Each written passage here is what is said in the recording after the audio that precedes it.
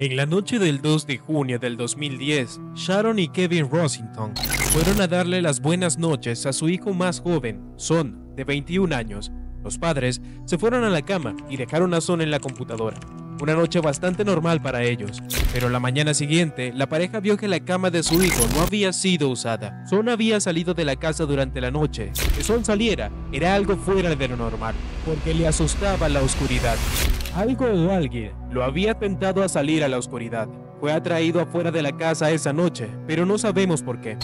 No sabemos a dónde iba y no sabemos con quién se iba a encontrar.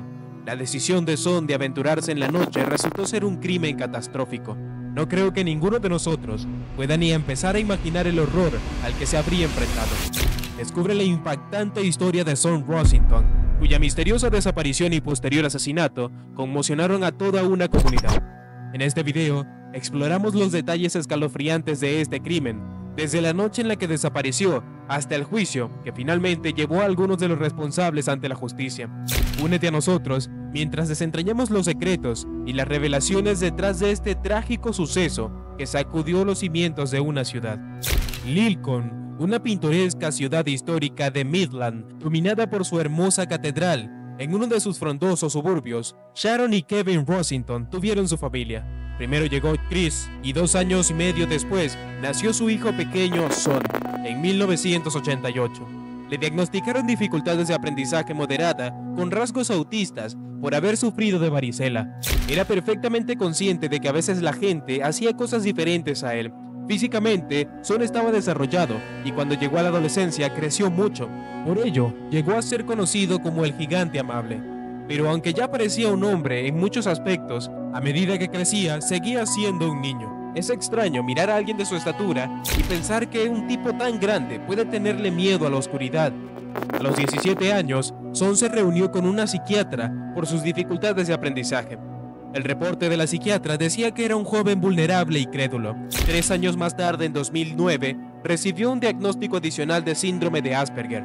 Además de concluir que padecía el síndrome de Asperger, la psiquiatra informó que era ingenuo y que le costaba relacionarse. En 2009, conoció a alguien que le aceptó como era realmente. Inició una relación con una chica de 19 años que vivía en Lincoln. Le hizo sentirse más normal como sus amigos. Son parecía estar sentando cabeza, le encantaba el fútbol y en 2010 había empezado a ir al gimnasio con un vecino. En la noche del 2 de junio del 2010 fue al gimnasio como de costumbre, antes de volver a casa y pasar un rato con sus padres. Pero la familia Rossington nunca habría imaginado que menos de 24 horas después, su mundo se rompería en pedazos. A la mañana siguiente, cuando Sharon fue al cuarto, no había rastros de él. Pensaron que al principio fue que se había ido a la casa de al lado con sus amigos y que había pasado la noche. Durante toda la mañana no hubo noticias de Son, pero a la 1 del mediodía, antes de que Sharon hubiera podido empezar a intentar localizarlo, la oficial de enlace familiar de la policía de Lincoln localizó a Sharon. Se ha descubierto un cuerpo a primera hora del 3 de junio del 2010. Las primeras investigaciones parecen indicar que habían encontrado un cuerpo. Una mujer de 16 años llamó al 911 a las 4:07 de la mañana, diciendo al personal de la ambulancia que había encontrado el cuerpo de un varón. Estaba tumbado boca abajo sobre la hierba en un campo a las afueras de Lincoln. La ambulancia llegó al campo y encontró a la joven que había hecho la llamada telefónica junto con 3 amigos. Examinaron el cuerpo del varón al suelo y declararon la muerte a las 4:15 de la mañana. La policía acudió poco después de la llegada del personal de la ambulancia y aseguró la escena y tomó los datos de los 4 amigos. Fue difícil identificar el cuerpo. No había billetera ni teléfonos ni llaves cerca de casa. Lo único que había era un llavero del gimnasio con un número. Era un joven sano y en buena forma física. Pero la policía pudo ver de inmediato que había sufrido lesiones violentas y parecía haber una pista que explicaba cómo el joven de 21 años había sufrido esas heridas. No había sido examinado de cerca. Las prioridades eran asegurar y preservar la escena para que todo pudiera ser considerado. Pero estaba claro que había ocurrido un crimen grave. Mientras los agentes de la escena del crimen trabajaban sin descanso, la policía fue a hablar con los 4 jóvenes. Los agentes visitaron el piso poco antes de las 5 de la mañana. Los 4 amigos que llamaron al 911 parecían ser las primeras personas en encontrar el cuerpo de Son. Eran vitales para la investigación. Mientras el grupo de jóvenes se preparaba para ir a la comisaría, 2 personas más llegaron al piso. Era el ocupante, Nicholas Elbor, que tenía 26 años en ese momento. y el otro era Daryl Jones, de 16 años, que vivía con Selvor. Los 4 testigos y los 2 que acababan de volver fueron invitados a la comisaría. En un principio, se pidió que acudieran a la comisaría de Lincoln, y la razón era que obviamente los 4 de ellos habían estado en contacto con Son. Los agentes hablaron con cada uno de los testigos, incluidos los 4 que afirmaron haber encontrado a Son cuando ya estaba muerto. Todos dijeron que habían estado en el piso de Nick la noche anterior. Después de ayudar a la policía, los amigos abandonaron la comisaría.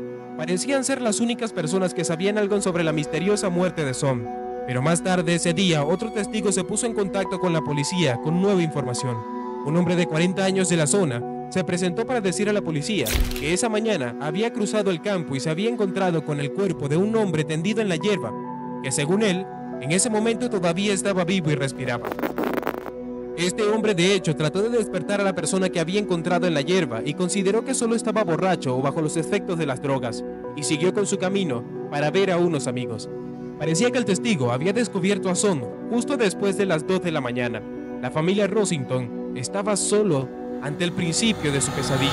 Mientras lloraban su pérdida, los Rosington también estaban confusos por el hecho de que su hijo hubiera abandonado voluntariamente la casa en plena noche, sobre todo teniendo en cuenta que le tenía miedo a la oscuridad, y ahí surgieron muchas interrogantes. Pero aunque la familia todavía tenía muchas preguntas, pieza a pieza, la policía fue desarrollando una idea de lo que sucedió. Sus padres se fueron a la cama sobre las 11:15 de la noche anterior y dejaron a Son jugando en su portátil abajo en el salón. Sabemos que Son salió de la casa después de que sus padres se acostaran a las 11:15 y el testigo nos dijo que se había topado con él después de las 2 de la mañana. Así que la escala de tiempo se había reducido considerablemente. Hay un número limitado de rutas que podría haber tomado para llegar a la escena, así que comenzamos a considerar la cobertura de cámaras de vigilancia en la zona para ver si aparecía alguna imagen. Pero, ¿por qué Son había abandonado voluntariamente su casa en mitad de la noche? Para que saliera a esa hora, tendría que haber ido a algún sitio que conociera o a encontrarse con alguien que conociera. Y por lo que pudimos entender, era algo que probablemente Son no habría hecho. Era importante intentar identificar quién era esa persona. La policía creía que la respuesta al misterio podría estar oculta en la computadora de Son. También quisieron examinar su teléfono celular, pero no lo encontraron por ningún lado. Son no tenía su teléfono con él. El plan era obtener los datos de su teléfono, sus registros telefónicos, para averiguar con quién había estado en contacto en las horas anteriores. La policía se centró en cómo había muerto. Había sufrido heridas en la cara y la parte superior del cuerpo, y en ese momento era difícil determinar cómo se habían producido esas lesiones, si había sido atropellado en un accidente con fuga o si había sido agredido brutalmente. Después de que llegaron los resultados de patología, era evidente que eso no había sido un accidente, había muerto como resultado de sufrir una paliza. En ese momento estaba claro que Son había sido asaltado violentamente. Quien quiera que lo hubiera hecho esto realmente tenía la intención de hacerle daño. Sufrió docenas de heridas, patadas, puñetazos. Había sido golpeado en la cara con un objeto inanimado. Son finalmente murió por asfixia. Aparentemente se cayó inconsciente y por la posición en la que se encontraba, efectivamente murió asfixiado. Pero obviamente todo esto fue causado por el asalto. Las investigaciones casa por casa revelaron una serie de testigos que de hecho habían sido despertados durante las primeras horas de esa mañana por gritos del varón y de ruidos al correr. ¿Quiénes eran esas figuras sospechosas que habían atacado y matado a Son? Los detectives descubrieron que a la hora previa de su ataque, alrededor de las 2 de la mañana, Son estaba usando su celular rápidamente. La pregunta era, ¿con quién estuvo hablando? Todos estos mensajes y llamadas fueron al mismo número, no hubo ninguna otra interacción entre el teléfono y cualquier otro teléfono en ese intervalo de tiempo. La respuesta estaba en el número de 11 dígitos con el que se había estado hablando. Ese número de teléfono también era el mismo número de celular que marcó el 911. El número al que Son había estado enviando mensajes de texto y llamando le pertenecía a la joven de 16 años que 2 horas más tarde había telefoneado a la ambulancia y que había afirmado haberse tropezado con el cuerpo. La chica de 16 años y sus amigos habían negado conocer a Son, habían mentido claramente a la policía. Todo lo que habían dicho estaba siendo cuestionado, convencidos de que su historia escondía un secreto más oscuro. Los amigos fueron arrestados como sospechosos del asesinato de Son Rosington. Cuando se corrió la voz sobre su arresto, aparecieron varios nuevos testigos. Algunas de estas personas eran de hecho amigos de algunos de los que habían sido arrestados. Se presentó un testigo en particular que había estado en la biblioteca de Lincoln justo después del mediodía del día 3, no mucho más tarde de que este grupo hubiera salido de la comisaría después de estar como testigos. Había visto a Nicholas Selborn, Mark Jackson y la chica de 16 años. Los conocía vagamente. Luego vio a Daryl Jones hablando. Dijo, si ella no mantiene la boca cerrada, se enterará todo el mundo.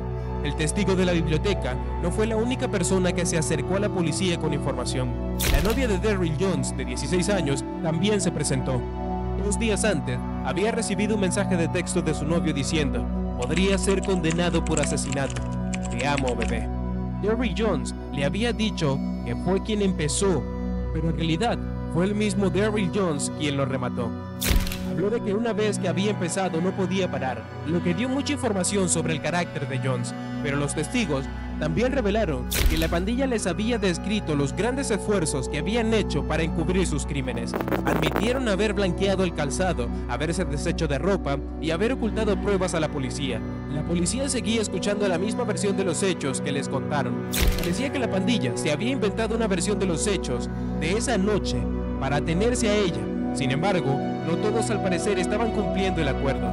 El chico de 16 años y la chica de 13 decidieron contar a la policía lo que realmente había sucedido en la noche en la que Son fue asesinado. El hecho de que el chico de 16 años y la chica de 13 contaran otra versión diferente de los hechos fue un gran avance, pero igualmente fue un poco sorprendente que tuvieran los medios, por así decirlo, para salirse del control del resto del grupo. Y cuando la joven de 16 años comenzó a hablar, habló de salir con el grupo sabiendo que tenían la intención de encontrarse con alguien. Estaban planeando dar una paliza, cuando Jordan levantó la botella y golpeó a Son. Habló de ver a los demás atacando, y entonces, tan pronto como cayó al suelo, emprendieron la huida. La chica de 13 años también contó un relato muy similar. En poco tiempo, los otros sospechosos comenzaron a cambiar sus historias unos contra otros cada vez más. A medida que avanzaba el proceso de entrevistas, Self sostuvo que no participó en la violencia. El principal sospechoso, Daryl Jones, continuó respondiendo sin comentarios a todas las preguntas que le hacía la policía. También se supo que la chica de 13 años que creía era su amiga y la chica de 16 años habían empezado a enviarle mensajes de texto unas horas antes de que fuera asesinado. Y al parecer, según la investigación policial, las comunicaciones mantenidas durante esa noche con la joven de 13 años fueron las que animaron a Son a salir en la madrugada de ese miércoles. No hay pruebas en esta investigación que sugieran que la relación con la chica de 13 años fuera apropiada. Él percibía su amistad con la chica de 13 años como eso, una amistad, y por lo tanto, para esos individuos, tratar de justificar su comportamiento de cualquier otra manera es en verdad simplemente aborrecible. La policía cree que la razón por la que eligieron este lugar fue porque había un cajero donde todos podrían obligar a Son a sacar dinero para ellos. Todos fueron acusados de su asesinato, incluida la chica de 13 años, que no puede ser identificada por razones legales. Fue la mujer más joven en enfrentarse a una acusación de este tipo. El caso llegó a juicio el 3 de octubre de 2010, 4 meses después de que ocurriera el asesinato.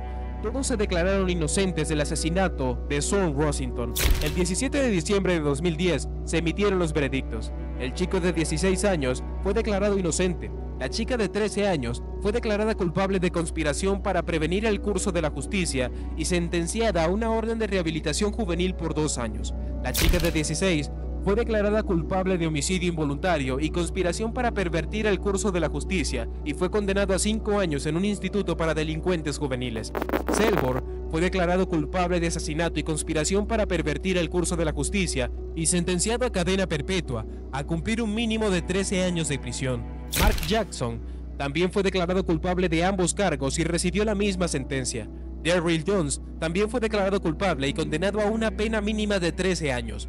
Jordan Horror también fue declarado culpable del asesinato y conspiración para pervertir el curso de la justicia y sentenciado a una pena mínima de 11 años. ¿Qué te pareció este caso? Hazlo saber en los comentarios y déjanos un like. Suscríbete a nuestro canal. Nos vemos en un próximo video.